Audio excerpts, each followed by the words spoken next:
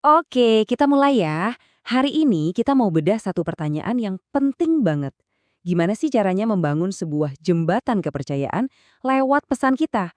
Supaya pesan itu beneran nyambung sama audiens dan gak cuma lewat gitu aja. Coba deh, pernah nggak sih ngerasa udah capek-capek nyusun pesan yang menurut kita itu informatif, penting, pokoknya sempurna deh. Tapi kok kayaknya nggak nyampe gitu aja. Nggak dibaca, nggak didengerin. Kalau pernah Anda nggak sendirian kok. Ini frustrasi yang umum banget. Nah, biang keladinya itu adalah sesuatu yang kita sebut kebisingan yang tidak terdengar. Ini kondisi di mana pesan kita, sebagus apapun itu, ya tenggelam aja gitu di antara ribuan informasi lain. Kenapa? Karena pesan itu nggak terasa relevan atau personal buat si penerima. Oke, sekarang kita bahas lebih dalam ya. Soalnya, gagal menembus kebisingan ini tuh bukan cuma soal pesan yang nggak efektif, tapi ada risiko-risiko nyata di baliknya. Lihat deh poin-poin ini. Waktu jembatan itu rubuh, pesan kita tuh cuma jadi sampah informasi. Audiens ngerasa kita kaku, jauh, apalagi kalau kita pakai istilah-istilah aneh yang mereka nggak ngerti. Hasilnya, ya jelas nggak ada yang tergerak buat melakukan apa-apa. Dan yang paling parah, profesionalisme kita bisa dipertanyakan. Ini beneran rugi loh, bukan sekedar komunikasi yang gagal. Terus solusinya gimana dong? Tenang, ada jawabannya. Jawabannya ada di sebuah kerangka kerja yang terstruktur buat ngebangun yang namanya jembatan kepercayaan ini ke audiens manapun. Dan ini dia nih, 4 pilar persona. Gampang kok, kita mulai dari demografi, terus kita gali lebih dalam soal pain points-nya mereka, cari tahu mereka nongkrongnya di media mana, dan terakhir, ngobrol pakai bahasa dan gaya mereka. 4 langkah ini, kalau beneran dilakuin, bisa ngubah total cara kita komunikasi. Pilar pertama itu demografi. Anggap aja ini pondasinya. Kita harus tahu dulu, ini kita ngomong sama siapa sih? Umurnya berapa, kerjaannya apa, tinggalnya di mana. Beda banget kan cara kita ngomong sama ibu muda di Jakarta dengan seorang petani di desa? Konteks inilah yang jadi titik awal kita. Selanjutnya, pain points. Nah, ini yang penting banget. Ini bukan soal masalah kerjaan atau bisnis loh. Ini tuh soal apa sih yang bikin mereka gelisah malam-malam sampai nggak bisa tidur, takut biaya rumah sakit mahal, atau cemas banget nggak bisa lihat anaknya nikah karena komplikasi penyakit? Ini masalah yang benar-benar personal dan manusiawi. Dan disitulah letak kuncinya.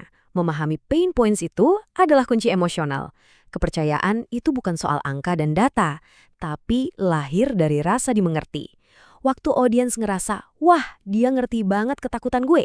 Nah, saat itulah jembatan kepercayaan itu mulai kokoh. Lanjut, pilar ketiga, media. Pesan kita bisa sebagus apapun, tapi kalau dikirim ke tempat yang salah, ya wassalam. Kita harus samperin audiens di tempat mereka biasa nongkrong. Coba deh pikirin, kita mau ngirim pesan penting buat para lansia di kampung. Masa iya kita pakai Twitter atau X? Ya nggak bakal nyampe.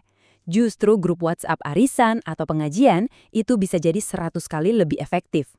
Dan yang terakhir, tapi ini yang seringkali jadi penentu, bahasa dan gaya.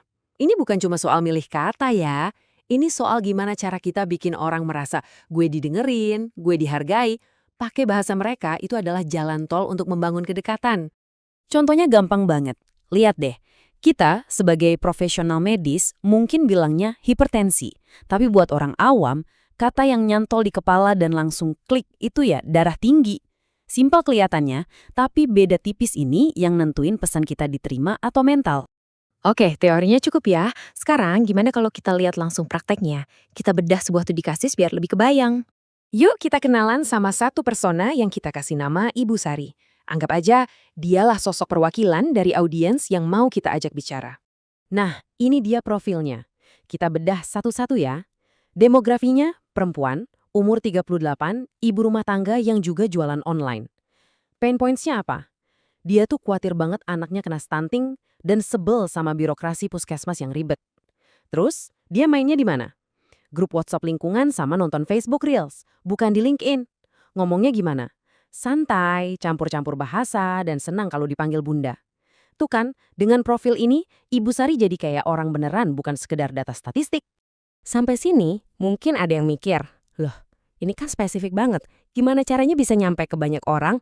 Nah, justru disinilah letak sihirnya. Ini dia prinsip utamanya, inti sari dari semua ini.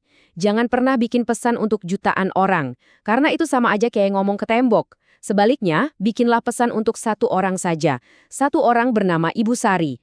Kenapa begitu? Karena kalau pesan kita bisa kena banget di hati satu Ibu Sari, pesan itu bakal menyebar sendiri secara organik ke ribuan Ibu Sari lainnya di luar sana.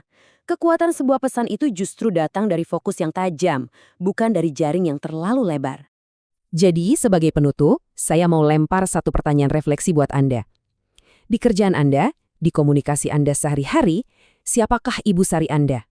Siapa satu orang itu yang kalau Anda berhasil menyentuh hatinya, semua audiens Anda akan ikut tergerak.